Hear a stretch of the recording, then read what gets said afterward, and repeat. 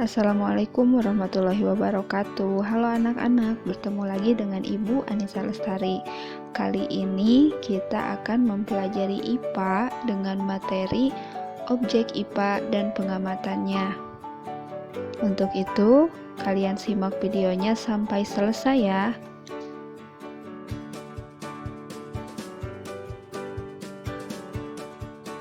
Nah, yang pertama akan kita pelajari adalah objek ilmu pengetahuan alam. Apakah kalian sudah tahu apa saja sih yang kita pelajari dalam IPA? Iya benar, jadi yang akan kita pelajari dalam IPA adalah segala benda yang ada di alam berikut dengan interaksinya. Contohnya apa tuh?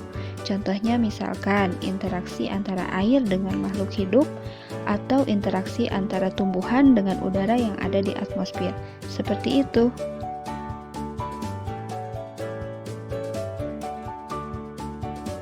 Selanjutnya, kita akan belajar mengenai pembagian ilmu dalam IPA. Yang pertama ada fisika yang mempelajari tentang unsur-unsur penyusun alam dan gaya yang bekerja di dalamnya. Selanjutnya ada juga ilmu kimia yang mempelajari mengenai penyusunan dan perubahan zat-zat. Lalu ada juga ilmu biologi yang mempelajari makhluk hidup. Dan yang terakhir adalah geologi dan astronomi yang mempelajari lapisan penyusun bumi, atmosfer, serta antariksa.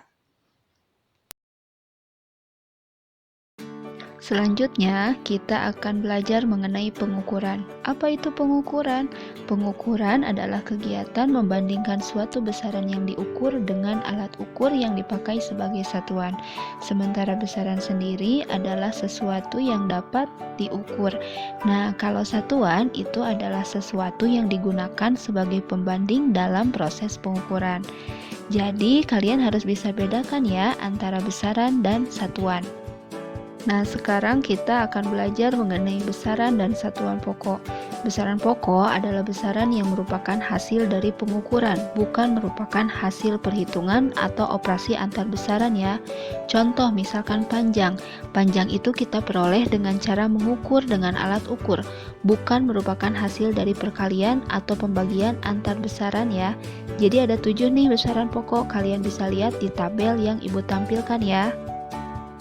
Selanjutnya mengenai besaran dan satuan turunan.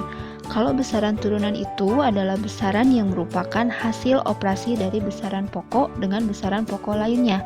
Contoh yang nomor 1 itu adalah luas. Luas adalah hasil dari operasi perkalian antara panjang kali lebar, di mana lebar dan panjang itu sama, satuannya sama-sama meter. Panjang kali lebar, meter kali meter, maka satuannya adalah meter persegi. Kalian amati di tabel dari nomor 1 sampai 10 ya. Selanjutnya kita akan simak alat ukur apa saja yang biasanya digunakan dalam proses pengukuran dalam ilmu pengetahuan alam. Yang pertama, untuk mengukur panjang biasanya kita menggunakan mistar atau meteran, atau ada juga yang namanya jangka sorong. Jadi mistar, meteran, jangka sorong adalah alat ukur yang biasanya digunakan oleh kita peneliti ilmuwan untuk mengukur panjang. Nah, selanjutnya untuk mengukur massa, kita menggunakan neraca atau biasa disebut dengan timbangan. Nah, neraca ini ada macam-macam ya. Ada neraca digital, ada neraca yang biasa digunakan untuk mengukur berat badan. Ada juga neraca yang digunakan untuk mengukur bahan-bahan kue dan lain sebagainya.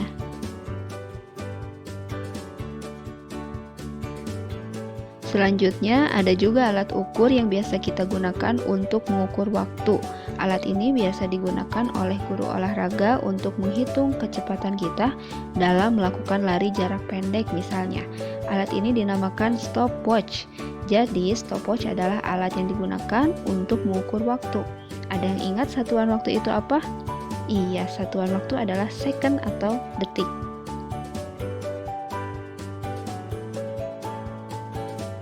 Selanjutnya, alat untuk mengukur suhu atau temperatur.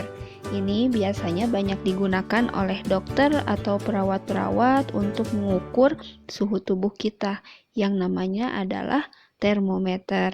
Termometer juga ada banyak nih macam-macam. Ada yang digunakan untuk mengukur suhu tubuh, suhu ruangan, bahkan suhu makanan dan minuman.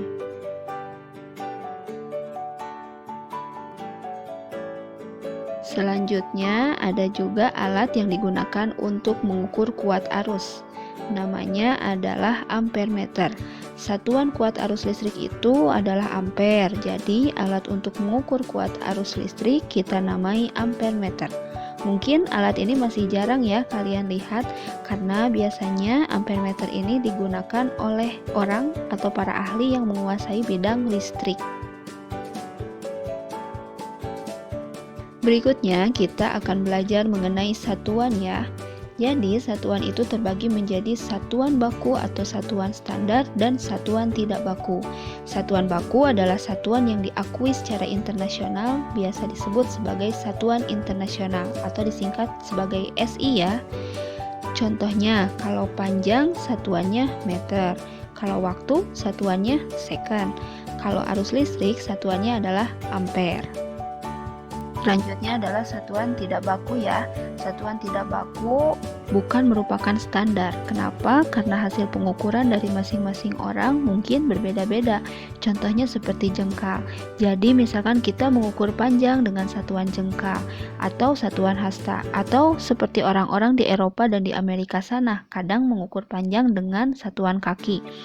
Ya, jadi misalkan tinggi orang itu adalah 7 kaki. Nah, kaki orang itu kan berbeda panjangnya, sehingga biasanya hasil pengukurannya pasti berbeda-beda. Itulah sebabnya mengapa disebut satuan tidak baku. Oke anak-anak, selesai sudah materinya. Semoga bermanfaat. Terima kasih untuk yang sudah menyimak. Semangat terus belajarnya. Wassalamualaikum warahmatullahi wabarakatuh.